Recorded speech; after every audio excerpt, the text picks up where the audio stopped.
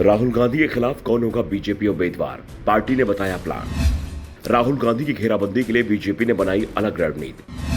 क्या है बीजेपी का अहम प्लान जिससे परेशान हो सकती है कांग्रेस? लोकसभा चुनाव में राहुल गांधी कहां से चुनाव लड़ेंगे, अमेठी से या वायनाड से? राहुल दोनों ही जगह चुनाव लड़ेंगे या फिर किसी भी सीट से चुनाव नहीं लड़ पाएंगे, क्योंकि सूरत कोर्ट ने उन्हें मोदी मानहानि मामले में 2 साल की सजा सुनाई है, जिस कारण से उनके चुनाव लड़ने पर 8 साल तक के लिए रोक लगा दी गई है। ऐसे में राहुल गांधी को लेकर बीजेपी ने अभी से रणनीति बनानी शुरू कर दी है।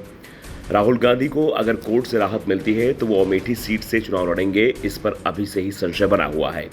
दरअसल इस बार सपा इस सीट से अपना उम्मीदवार उतारने की तैयारी में है और दावे तो यहां तक हो रहे हैं कि अगर कांग्रेस और सपा के बीच गठबंधन होता है तो अमेठी सीट कांग्रेस सपा को दे सकती है।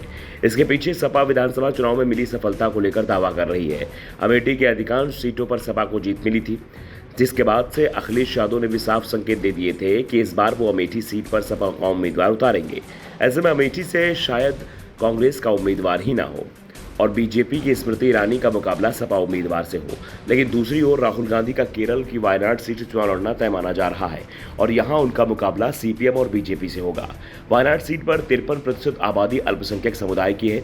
यहां बीजेपी हिंदुत्व के सहारे नहीं जीत सकती और सबसे बड़ी बात यह कि कांग्रेस और सीपीएम की ओर से 2024 के चुनाव में वायनाड सीट पर हिंदू उम्मीदवार उतारा जाएगा, इसके संकेत मिल रहे हैं। कांग्रेस से तो राहुल गांधी का नाम तय माना जा रहा है। ऐसे में अब राहुल गांधी को घेरने के लिए बीजेपी ने वायनाड में मुस्लिम उम्मीदवार उतारने की तैयारी कर ली है। जी हां, राहुल के खिलाफ इस बार बीजेपी मुस्लिम उम्मीदवार उतारेगी और संकेत इस बात के भी हैं कि पीएम मोदी वायनाड में चुनावी रैली भी करेंगे। आमतौर पर बीजेपी मुस्लिम उम्मीदवारों को टिकट देने में बेहद कंजूसी बरतती रही है। सिर्फ उन सीटों पर ही मुस्लिम उम्मीदवारों को उतारा जाता है जहां उनकी आबादी 80% के करीब हो और इसी के चलते 2019 में बीजेपी ने 6 मुस्लिम उम्मीदवार उतारे थे और वो सभी के सभी चुनाव हार गए। लेकिन इस बार बीजेपी 2 दर्जन मुस्लिम उम्मीदवारों को उतारने का प्लान बना रही है और अधिकांश उम्मीदवार उन सीटों से उतारे जाएंगे जहां पर बीजेपी को लंबे समय से जीतने में परेशानी हो रही है। यह पिछला चुनाव काफी करीबी अंतर से जीता है। बीजेपी ने इसके लिए 66 सीटों की पहचान भी कर ली है जहां मुस्लिम उम्मीदवारों को उतारा जा सकता है।